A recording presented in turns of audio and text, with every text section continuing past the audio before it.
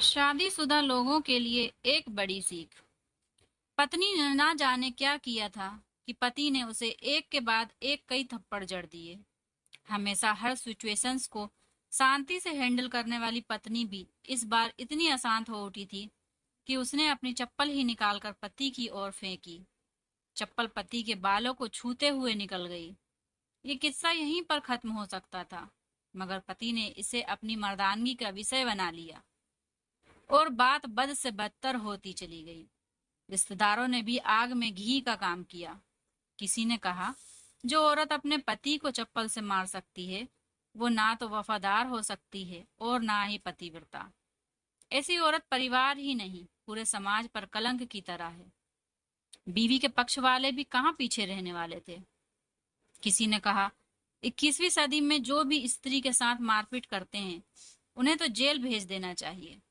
तो कोई कहता, जरूर उसको कोई और पसंद आ गई होगी, इसलिए अब पत्नी से मारपीट करने लगा है। बात कोर्ट तक पहुंच गई। दोनों पक्षों ने एक दूसरे के खिलाफ केस फाइल कर दिया। पति ने चरित्रहीन होने का तो पत्नी ने दहेज और शारीरिक उत्पीड़न का आरोप लगाया। 2 वर्षों से अधिक समय के लिए केस चला था। इन 2 वर्षों के दौरान दोनों पति पत्नी अलग अलग रहे थे। इन 2 वर्षों के दौरान दोनों पक्षों के समर्थकों की संख्या भी कम हो गई थी। पहले जहां दोनों पक्षों में समर्थकों का समूह होता था, अब गिने चुने लोग रह गए थे। पति और पत्नी दोनों की आर्थिक स्थिति भी इस समय के दौरान नीचे गिर चुकी थी। जिन्हें वो अपना शुभ चिंतक समझ रहे थे, पैसों की बात आते ही उन्होंने भी अपना पल्लड़ा झाड़ लिया था। अगर कोई देने को राजी भी हुआ तो मोटे ब्याज की शर्त पर। आखिरकार वही हुआ जो सब चाहते थे, डाइवोर्स। हर कोई खुश था, दोनों पक्षों के रिश्तेदार, उनके माता पिता और दोनों के वकील। लेकिन 5 साल की सुखद शादी और एक सुंदर बेटी होने के बाद मिले इस डाइवोर्स से पत्नी मूक थी और पति शांत। शायद ये एक इत्तेफाक ही था कि इस खुशी को मनाने के लिए दोनों पक्ष के लोग एक ही चाय की टपरी पर बैठे, आमने सामने। वो भी इत्तेफाक इसलिए क्योंकि ज्यादातर लोग जो एक दूसरे के विरोध पक्ष को सपोर्ट कर रहे थे वे एक दूसरे को अच्छे से जानते भी नहीं थे। पति पत्नी भी इन सभी से दूर एक दूसरे के सामने मेज पर बैठे। पत्नी ने कहा पति से, अब तो खुश होगे ना, तुम्हारे मन की जो हुई है मुबारक हो।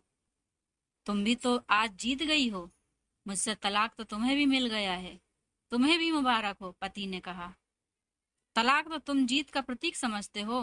पत्नी ने पूछा। पति चुप रहा।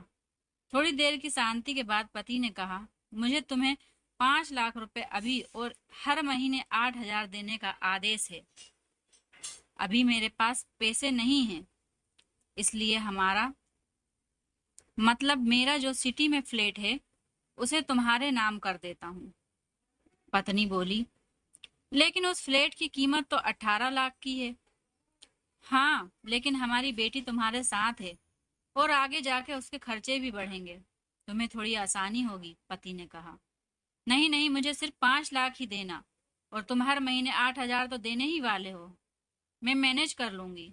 अगर 5 लाख नहीं है तब भी कोई बात नहीं। पत्नी बोली। दोनों फिर से शांत हो गए। पति सोचने लगा, कितनी भोली और समझदार है ये औरत, जो कुछ समय पहले तक मेरी पत्नी थी और अब अनजान।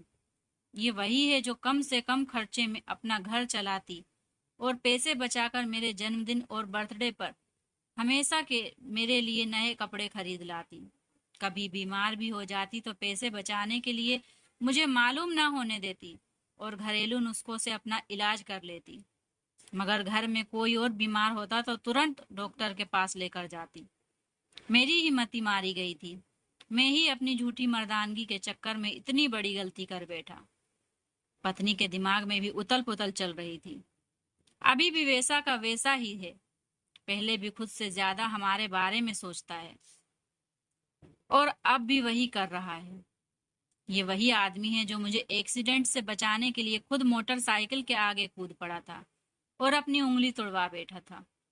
पता नहीं कौन सी मनहूस घड़ी में मैं झगड़ कर बैठ गई। पति ने मौन को तोड़ते हुए पूछा, अब तुम्हारे कमर का दर्द कैसा है? ज्यादा तकलीफ तो नहीं होती? पत्नी हल्का सा मुस्कुराई और बोली, अभी भी होता है। अब तो पेट में क्रैम्स भी उठते हैं। वो तो होगा ही, तुम योगा या कसरत भी तो नहीं करती हो।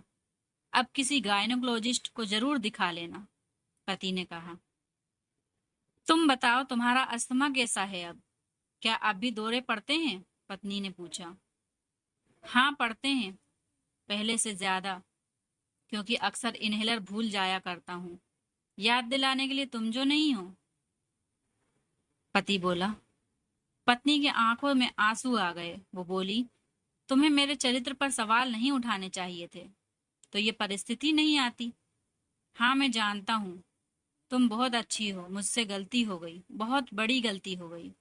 मैं लोगों के बहकावे में आ गया था, पति बोला। तुमने भी तो मुझ पर दहेज का इल्जाम लगाया था, वो बोला। गलत था, और इस बात का मुझे भी पछतावा हुआ, पत्नी ने कहा। पति कुछ कहना चाह रहा था लेकिन हिचकिचा रहा था। पत्नी ने पूछा, कुछ कहना चाहते हो?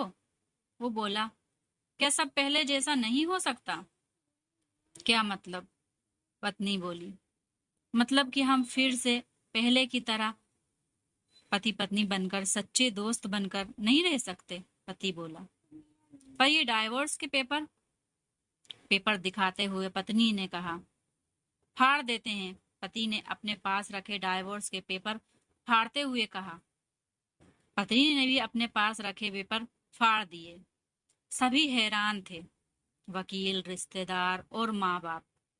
पति पत्नी दोनों एक दूसरे के हाथ में हाथ पकड़े अपने घर की तरफ चले गए और खुशी खुशी अपना जीवन व्यतीत करने लगे।